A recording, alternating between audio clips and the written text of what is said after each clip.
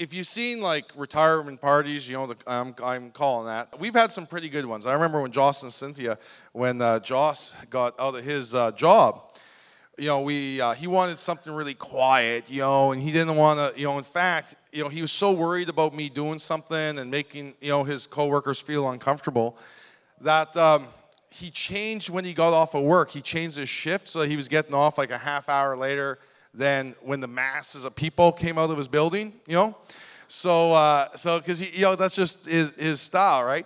So, but we still, I think we had 400 or 500 people there, and they all had signs. And I brought my bus up, and people were standing on the bus, and you know, we had music playing, and then I hired a marching band. So he didn't quite get away, you know. We had this marching band with that kid who chucked that stick way up in the air, and so he didn't get away with a quiet, you know, retirement party because I just thought that it was you know, it's a special, unbelievable thing. And a lot of times people don't, you know, they end up getting into a position where their job and their business contradict each other so strong. Their employee thinking and their entrepreneur thinking. It's kind of like, how many people here, you loved your job and then you got in the business and about 2 months later you hated it?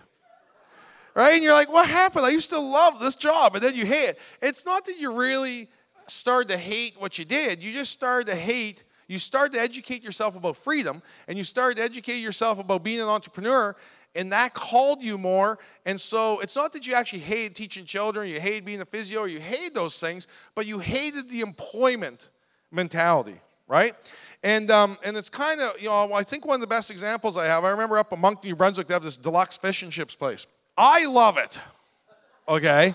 And it's open like an hour past all the other, you know, fish and chip places. So, you know, we would go screaming in there, and when you get in there, and it's 20 minutes to closing time, or it closes at 11. You get in there at 10:30, and if it's just employees in there, you know, you walk in, and it's a fish and chips place. You walk in and say, yeah, I'd like to have some French fries and a big, you know, large milkshake. They're like, oh, the milkshake machine has already been cleaned, and the French fry machine's being cleaned now.